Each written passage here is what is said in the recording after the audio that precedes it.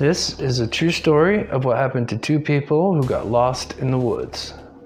What's up, Mob Crew? I'm Chris, and today is Paranormal Tuesday. Oh, fuck this. I'm out of here.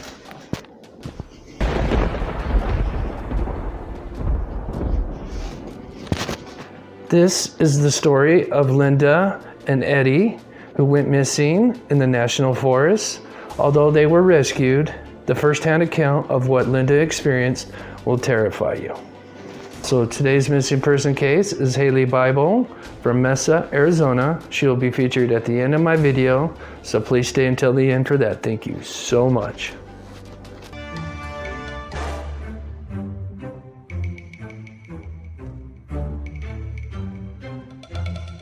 Welcome back to the channel, everybody, where we cover murder, mystery, to the paranormal.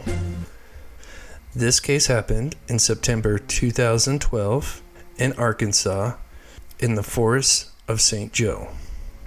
One afternoon, Eddie Huff and his sister, Linda Ortega, went for a walk in their local forest of St. Joe. On the first day, after going off the trail a bit to find a lake, the two quickly became lost, and for 2 days could not find the trail. On the third day, Eddie woke up in a daze and immediately walked out of the forest to his car and drove home.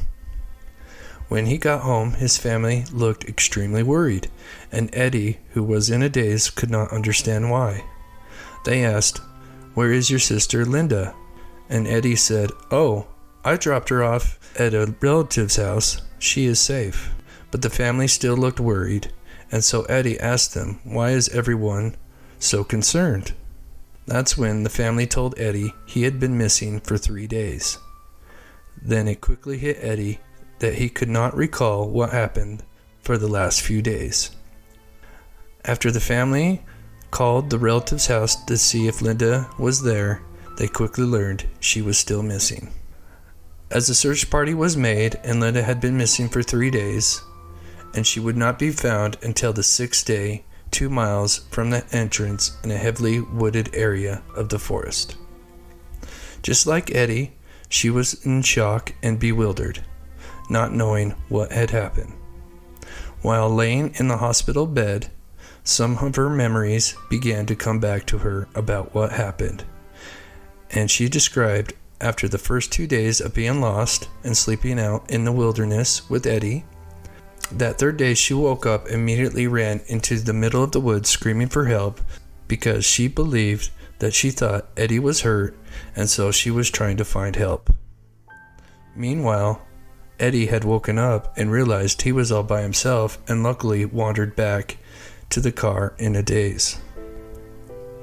So while Linda was running and screaming for help, she had noticed what looked like people off in the distance, and they looked like hikers to her.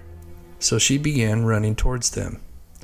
So while she was screaming and waving to get their attention, Linda says she saw the group stop and all of them turned to look at her, but they weren't saying anything, just staring at her. Although she thought this was odd, she continued towards them, and as she got within a couple hundred feet from them, she noticed that they all ducked quickly behind the trees. And so this frightened Linda. But she was so worried for Eddie that she wanted to get help, so she started walking closer to this group, who all of a sudden poked their heads out and quickly hid again. So at this point, Linda decided they were not friendly and did not want to help, and so she began walking backwards while looking towards their direction. And after backing a certain distance, they came out from behind the trees and just sat there and stared at her. This completely freaked her out, and so she turned around and started running the other way, but then her memory fades to her lying in the woods in the middle of the night, and it's pitch black and she cannot see anything. Although Linda couldn't see anything, she could hear footsteps all around her, as if this group had followed her and was circling all around her in the pitch black forest. The sounds of leaves crunching made her even more terrified. Linda would explain that her memories would come and go until she was rescued a couple days later. But the memory that stood out the most for her because it was so terrifying and traumatizing was when she was waking up one early morning where it was just enough light out to see, and she quickly got a bad feeling she was being watched. And so she got up to look around, and suddenly she heard those footsteps quickly coming her way to her right. As she turned to her right, she noticed a tall black silhouette of a figure standing next to a tree about 50 feet from her. She could not see a face, just a dark shadowy figure just staring at her, and then she heard more footsteps all around her. As she is turning, she noticed that there are dark silhouette figures all around her, just staring at her, completely surrounding her. She got so terrified and her heart was pounding, and just then, all the shadowy figures turned around and ran off in all directions. She can't remember much after that. She would eventually be found on the 6th day, missing in the woods, slightly malnourished and a little dehydrated, but overall in good health. She could only account for about 10% of what happened in that forest, and that goes for Eddie as well.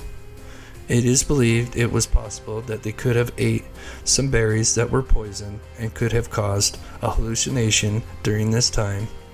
But this story goes with a lot of other stories from the author David Paulides, who is a retired police detective who does the Missing 411 books and movies, about how many people go missing in national parks, and the ones who are found usually can't remember much of what actually happened while they were lost in these forests. Let me know what you all think happened down below in the comments and what you think she saw.